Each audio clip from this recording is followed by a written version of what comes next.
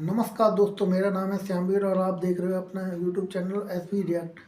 आज हम रिएक्शन देने वाले हैं सुरवराटी सर की वीडियो पर, जो कि दुनिया में हुए पहले परमाणु हमले की जानकारी देंगे कि उस दिन क्या हुआ था। तो चलिए शुरू करते हैं बिना किसी देर के।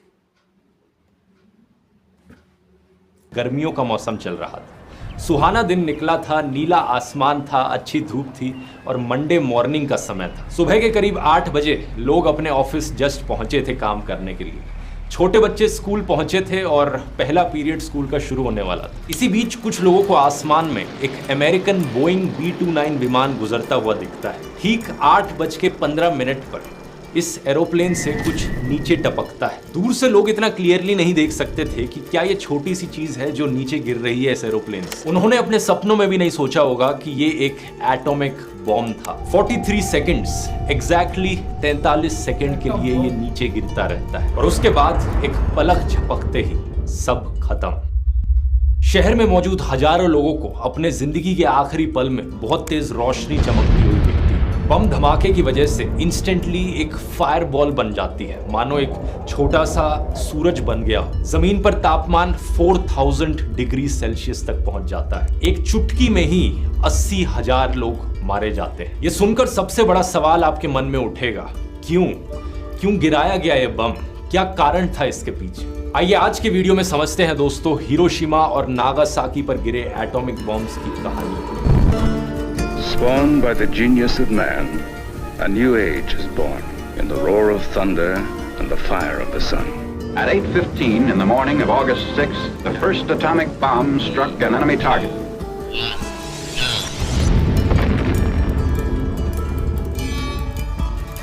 In this instant, Robert Oppenheimer recalls a passage from a sacred book of the Hindu. Now I am become death, the destroyer of worlds.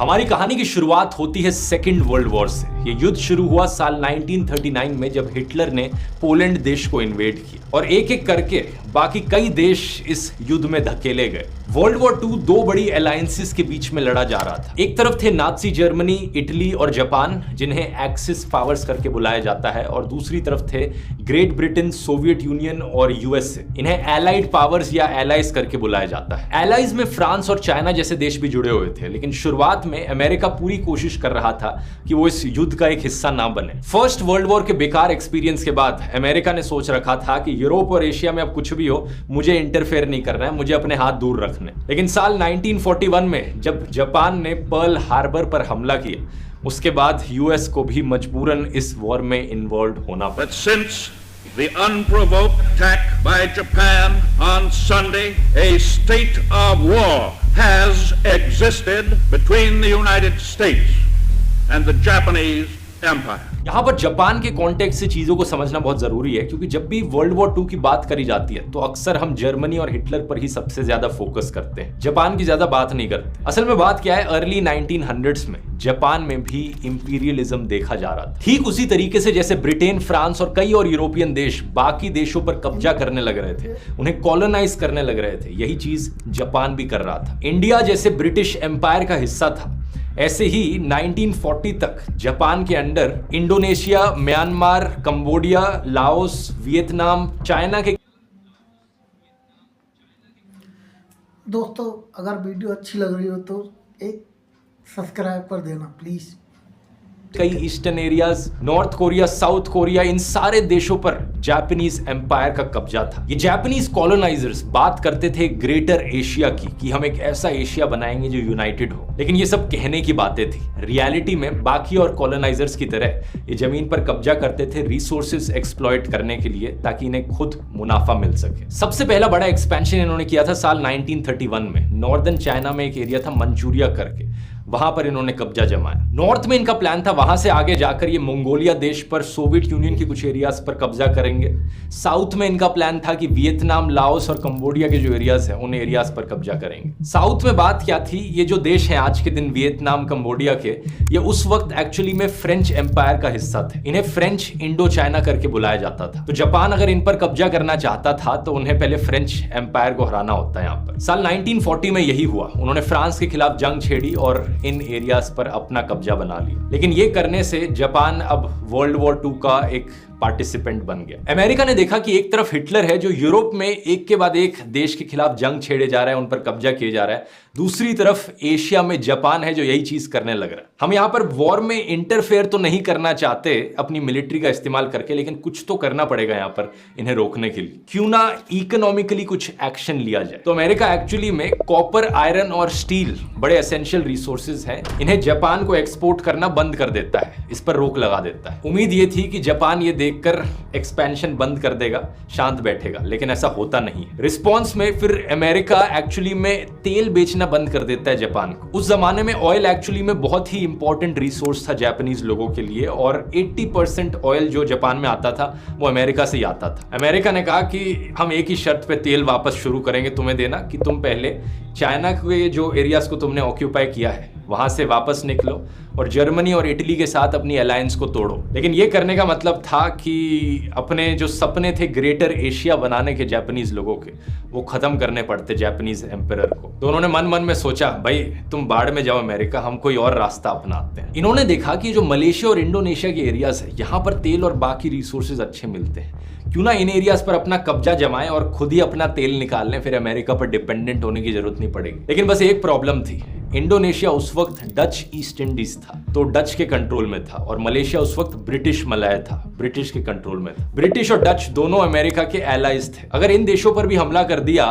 तो इसका मतलब था कि अमेरिका हम पर हमला कर सकता है, क्योंकि अमेरिका के दोस्तों पर हमला किया जा रहा है यहाँ पे। अच्छा, हो सकता है कि अमेरिका हम पर हमला ना करे, लेकिन उसके बाद जब हम फिलीपींस के देश पर कब्जा करने जाएंगे, जो कि एक्चुअली में अमेरिका की टेरिटरी थी उस वक्त, अमेरिका ने फिलीपींस को ऑक्यूपाई कर रखा था, कॉलोनाइज कर रखा था, तब तो अमेरिका हम पर पक्का वापस हमला कर देगा, क्योंकि वो हम फिर अमेरिका की टेरिटरी छीन रहे होंगे। और ग्रेटर एशिया का सपना फिलीपींस के बिना कैसे पूरा हो सकता है। तो अब एक ही ऑप्शन बचता है हमारे पास, हम इन सारे एरियाज को ऑक्यूपाई करेंगे, कॉलोनाइज करेंगे। लेकिन अगर इन केस अमेरिका हम पर हमला कर दे तो उन्हें चुप कराना पड़ेगा पहले ही। अमेरिका हमसे ज्यादा ताकतवर है, अगर एक लंबी लड़ाई चलेगी हम हार जाएंगे। लेकिन अगर हम चुपके से सीक्रेटली जाकर अमेरिका के मिलिट्री बेसिस पर हमला कर देंगे, उड़ा डालेंगे उनके सारे फाइटर विमानों को, सारे जहाजों को, तो क्या होगा, तो कैसे वो हम पर हमला करेंगे। इसी सोच के साथ 7 दिसंबर 1941 को जापान यूएसए के पर्ल हार्बर बेस पर एक सरप्राइज अटैक करता है। December 7th, 1941. High overhead, Jap raiders are on the loose.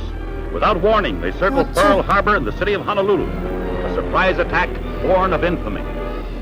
350 से ज्यादा जापानीज नेवी के एयरक्राफ्ट्स हमला करते हैं, बम गिराते हैं, और 2 घंटे के अंदर अंदर 19 यूएस नेवी की शिप्स, 188 मिलिट्री एयरक्राफ्ट्स और 2000 से ज्यादा यूएस मिलिट्री के लोग मारे जाते हैं। कुछ ही घंटों बाद जापान इसके बाद जाकर एकदम से फिलीपींस पर कब्जा जमा लेता है। लेकिन रियलिस्टिकली देखा जाए तो ये बड़ी बेवकूफी वाली चीज थी जो जापान ने करी। बच्चे ऐसी सोच रखते हैं कि देखो, मैं उन्हें जाकर पहले मार देता हूं ताकि वो मुझे ना मार पाए, और फिर उनकी टेरिटरी पर जाकर कब्जा कर लेता हूं, और क्योंकि उन्होंने कहा है कि वो वॉर में इंटरफेयर नहीं करेंगे तो इसलिए मैं सेफ हूं। लेकिन ऑब्वियसली अगर आप यूएसए जैसे बड़े देश की टेरिटरी पर कब्जा करोगे, उनके मिलिट्री बेस पर हमला करोगे, और फिर एक्सपेक्ट करोगे कि वो चुप बैठे रहे, ऐसा तो होगा नहीं। ऑब्वियसली इसके रिस्पॉन्स में अमेरिका ऑफिशियली डिक्लेयर कर देता है कि अब वो भी वॉर में आ रहा है, और जापान के खिलाफ अमेरिका जंग छेड़ देता है। यही वो पॉइंट था जब अमेरिका ऑफिशियली वर्ल्ड वॉर 2 में इन्वॉल्व हुआ। इसके बाद ब्रिटेन और चाइना भी जापान के खिलाफ जंग छेड़ देते हैं, और ऐसा होते देख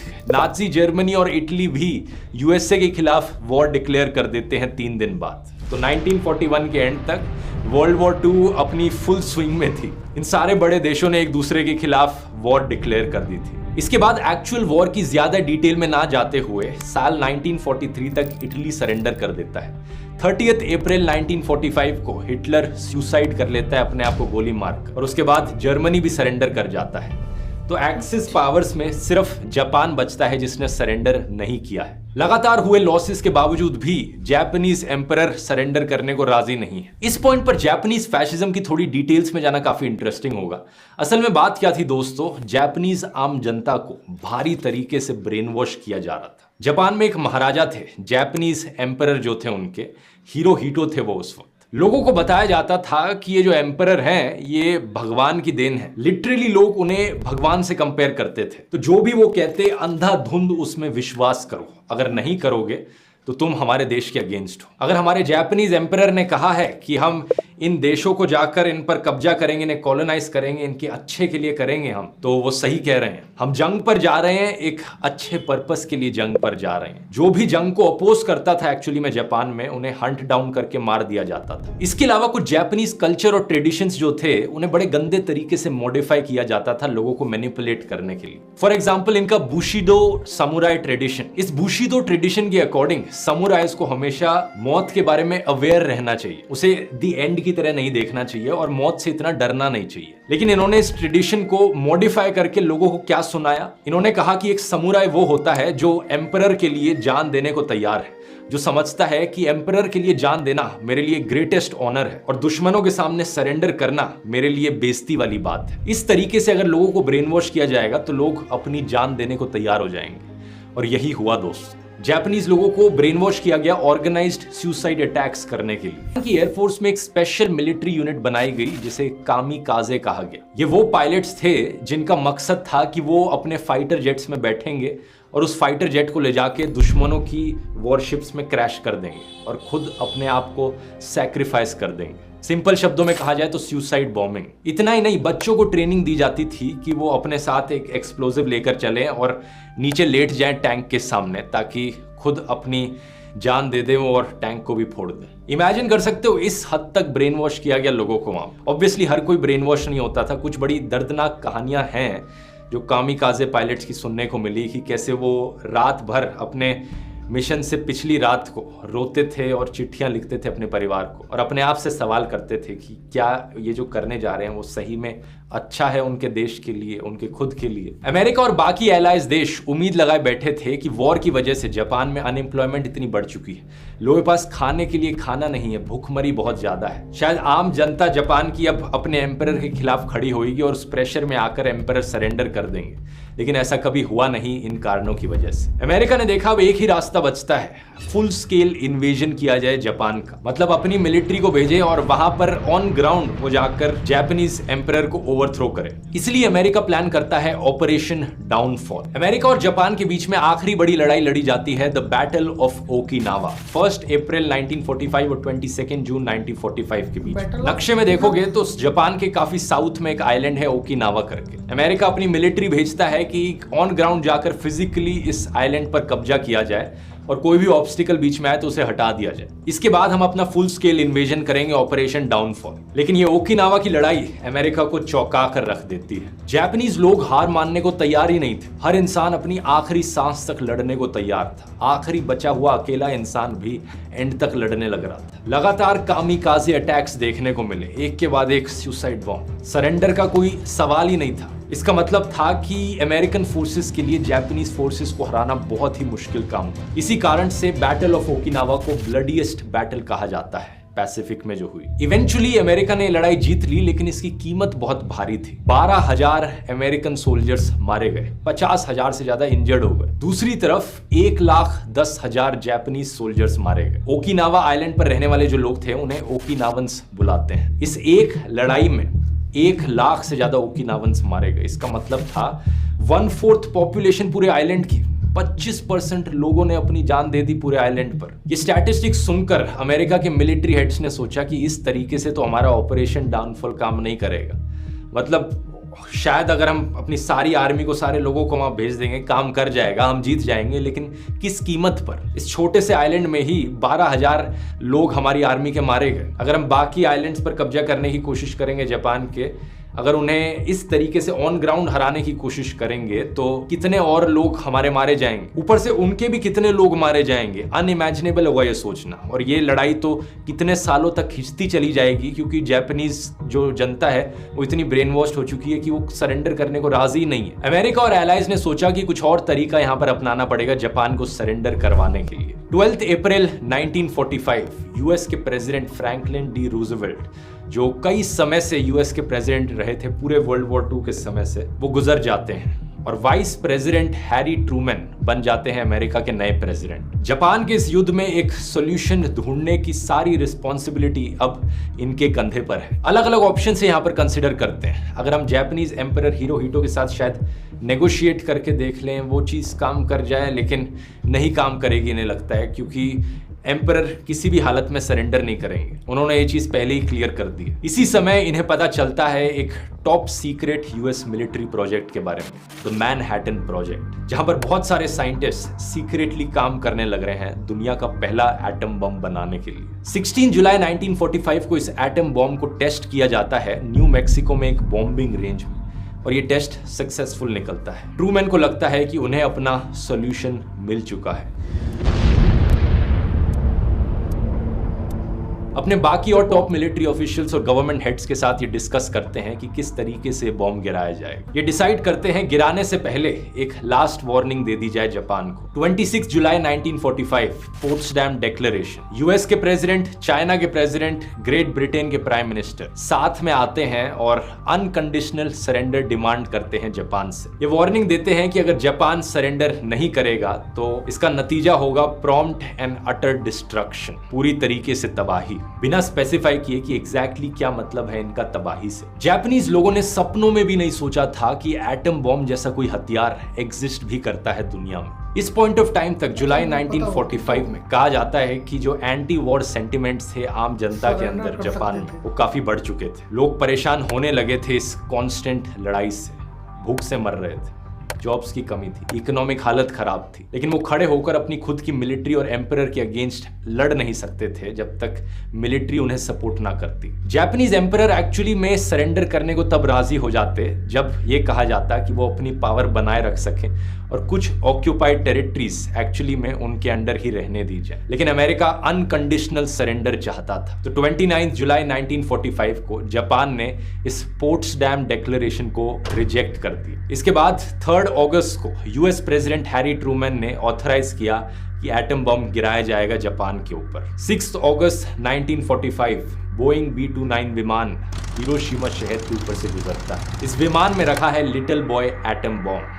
बड़ा आयरॉनिक नाम है दुनिया के पहले एटॉमिक बॉम्ब के लिए जो वॉरफेयर में यूज किया गया। एक छोटा बच्चा। 8:15 ये बम हिरोशिमा पर गिराया जाता है और अमेरिका दुनिया के इतिहास में पहला और इकलौता देश बन जाता है न्यूक्लियर हथियारों को इस्तेमाल करने वाला। उस दिन हिरोशिमा में जो लोग मौजूद थे और सरवाइव कर गए इस बम धमाके को, वो बड़ी ही दर्दनाक कहानी सुनाते हैं। वो कहते हैं कि उन्हें पहले इतनी तेज रोशनी चमकती हुई दिखाई दी कि बहुत से लोग टेम्परेरली अंधे हो गए। उसके एकदम बाद एक भयानक आवाज जो इतनी तेज थी कि कई सर्वाइवर्स को परमानेंट हियरिंग लॉस हो गई। फिर 4000 डिग्री सेल्सियस का जो टेम्परेचर जमीन पर था उससे लोग इंस्टेंटली वेपराइज हो गए जो वहां पर मौजूद थे। ये चीज इतनी जल्दी हुई कि लोगों की परछाई वहां पर जमीन पर रह गई एक तरीके से। वो काली सी परछाई पत्थरों के अंदर जमी रह गई वहीं पर परमानेंटली, जो कि आज के दिन तक हम देख सकते हैं। जो लोग इंस्टेंटली नहीं मारे गए इसमें, वो समझ नहीं पाए कि एक्चुअली में हुआ क्या है यहाँ पर। इससे पहले कि वो समझने की कोशिश करते,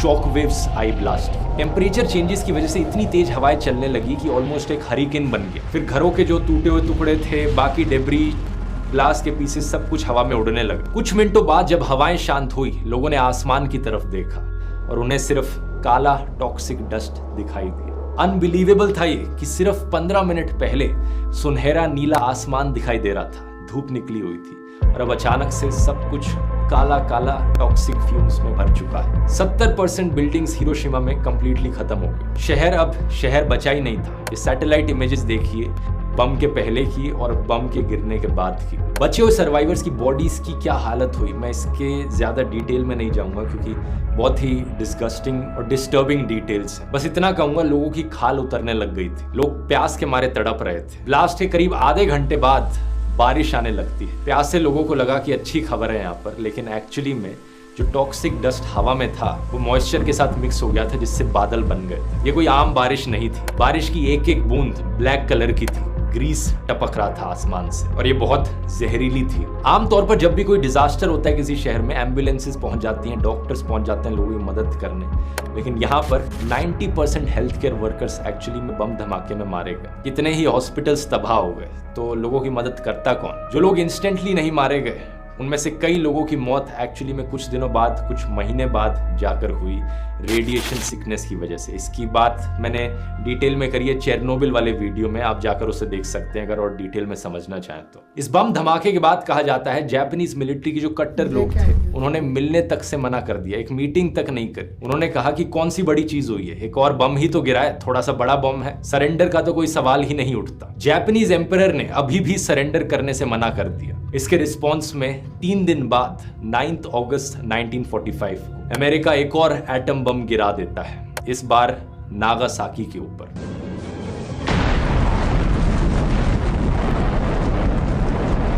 सुबह के करीब 11 बजे एक और बोइंग B-29 विमान जाता है। इस बारी और भी ज्यादा पावरफुल बम था ये, इसका नाम था फैट मैन। इस बम धमाके से आसमान में जो मशरूम क्लाउड बनता है वो और भी ज्यादा बड़ा बनता है।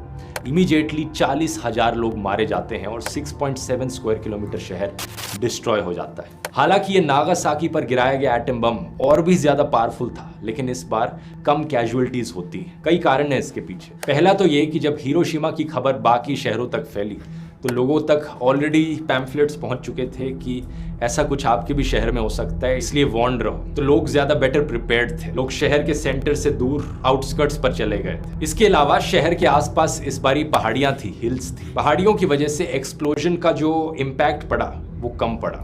हिरोशिमा फ्लैट था, कोई पहाड़ियां नहीं थी, कोई हिल्स नहीं थी, तो ज्यादा इम्पैक्ट वहां देखा। इन टोटल इन 2 बॉम्बिंग्स में 2 लाख लोग मारे गए। 95% लोग एक्चुअली में सिविलियंस थे, आम जनता थी, ना कि मिलिट्री वाले लोग। इसके बाद फाइनली जापानीज सुप्रीम काउंसिल मिलता है सरेंडर को डिस्कस करने के लिए। कुछ लोगों को डर बैठता है फाइनली कि अगर हम सरेंडर नहीं करेंगे तो अमेरिका एक एक करके हमारे सारे शहरों पर बम गिराता जाएगा। लेकिन काउंसिल में बैठे कई लोग अभी भी कंप्लीटली अगेंस्ट है सरेंडर के। जब काउंसिल के अंदर वोटिंग करी जाती है सरेंडर को लेकर तो वोटिंग का रिजल्ट 3-3 निकलता है। 3 लोग इसके फेवर में है, 3 लोग इसके अगेंस्ट है। अब क्या किया जाए? इस टाई ब्रेकर को तोड़ने के लिए जापानीज एम्परर से पूछा जाता है उनकी क्या राय है, और फाइनली जाकर अब इनके एम्परर मान जाते हैं सरेंडर करने को। सरेंडर करने के पीछे ये एटम बॉम्ब्स इकलौते रीजन नहीं थे। असल में बात क्या थी, नागासाकी पर गिराए गए बम से सिर्फ कुछ घंटे पहले सोवियत यूनियन ने भी हमला बोल दिया था जापान के ऊपर। नॉर्थ चाइना में जो मंचूरिया का एरिया था, जिसकी बात मैंने वीडियो में पहले करी थी, जापान ने इस पर कब्जा कर रखा था। सोवियत यूनियन यहाँ पर हमला बोल देता है और इस एरिया पर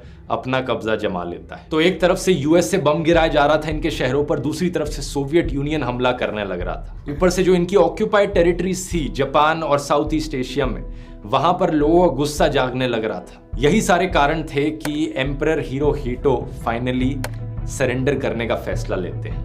The time is 9:05 a.m.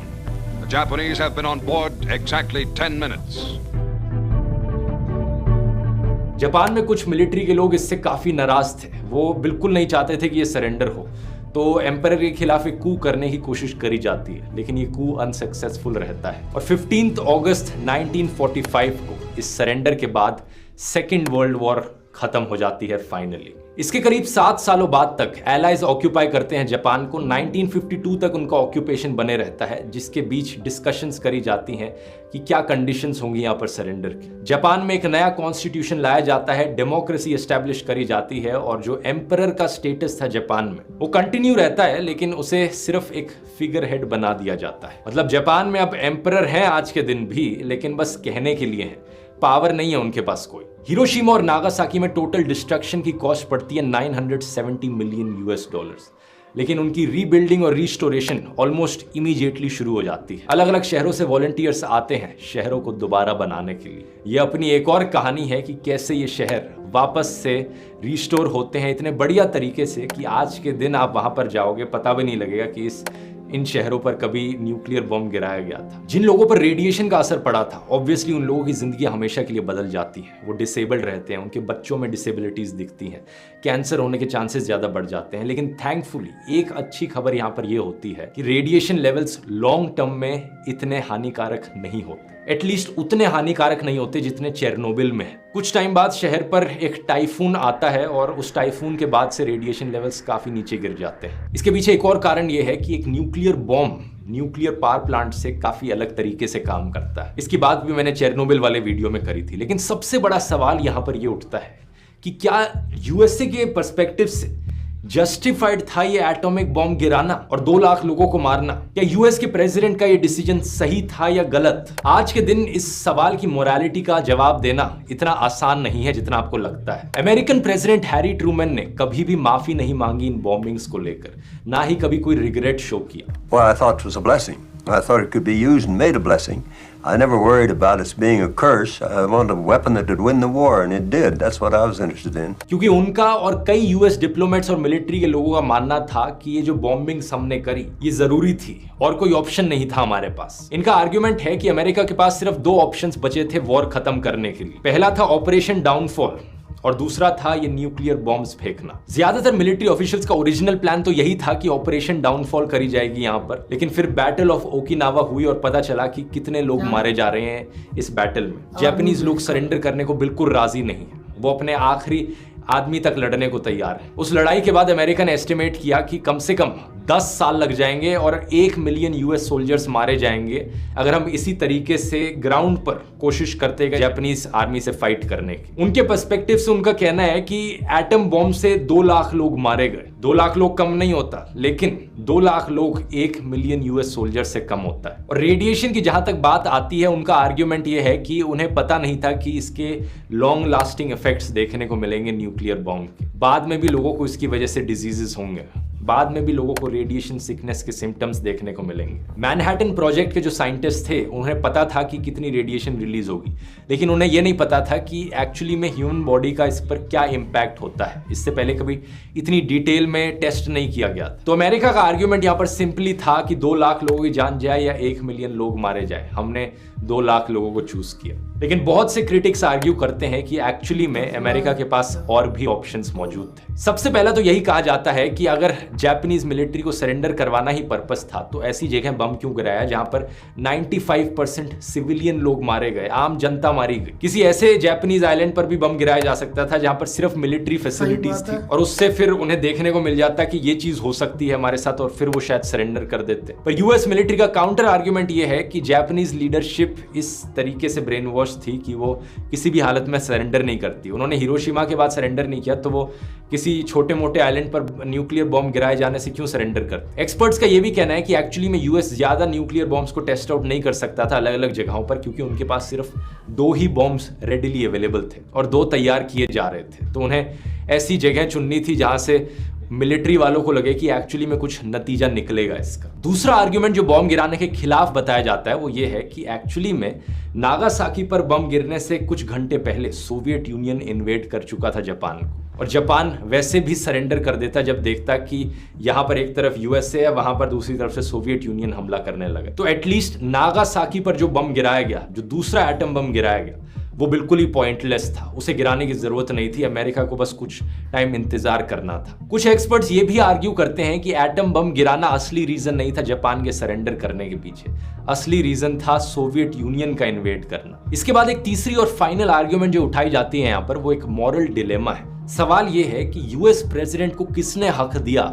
चुनने का कि यहां पर ये 2 लाख लोग मारे जाएंगे या फिर वहां पर पोटेंशियली 1 मिलियन यूएस सोल्जर्स मारे जाएंगे। अपने ऑफिस में मीलों दूर बैठकर ये डिसीजन लेना बड़ा आसान है कि अच्छा ऑब्वियसली हम ये वाला डिसीजन चूज करते हैं क्योंकि यहाँ पर कम लोग मारे जाएंगे। लेकिन क्या वो यही डिसीजन तब लेते जब उनका खुद का परिवार हिरोशिमा या नागासाकी में मौजूद होता? क्या तब भी वो कहते कि मैं हिरोशिमा और नागासाकी पर बम गिराऊंगा इवन तो मेरा परिवार वहां मौजूद है, लेकिन 2 लाख लोग ही मरेंगे यहाँ पर, वहां पर 1 मिलियन लोगों की जान बच रही है? एक यूएस साइकोलॉजिस्ट है जो कहते हैं इस डिलेमा को अवॉइड करने के लिए एक्चुअली में एक वॉलंटियर होना चाहिए जिस इंसान के ऊपर न्यूक्लियर कोड्स रखे हों। जब यूएस प्रेसिडेंट को लगे कि मुझे न्यूक्लियर बम चलाने हैं किसी के ऊपर, तो वो वॉलंटियर उनके सामने आएगा और उस यूएस प्रेसिडेंट को अपने हाथों से उस एक इंसान का मर्डर करना पड़ेगा न्यूक्लियर कोड्स निकालने के लिए। क्योंकि पॉलिटिशियंस अक्सर ये आर्ग्यूमेंट देते हैं कि देखो यहाँ तो एक ही इंसान मारा जा रहा है, वहां पर इतने सारे मारे जाएंगे, इसलिए ये करना जरूरी है।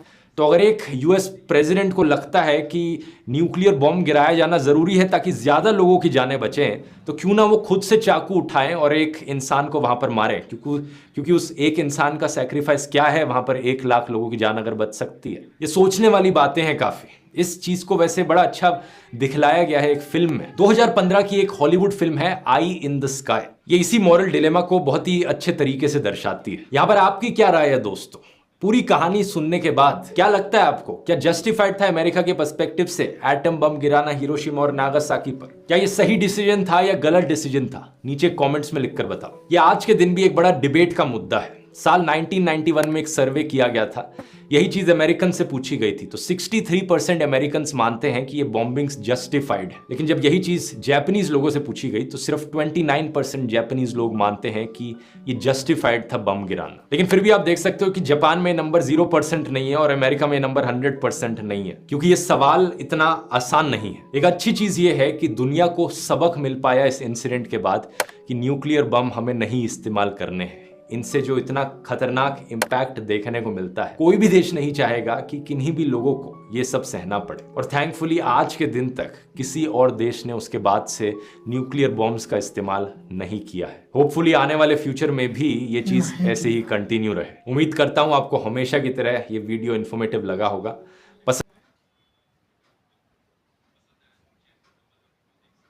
ओके।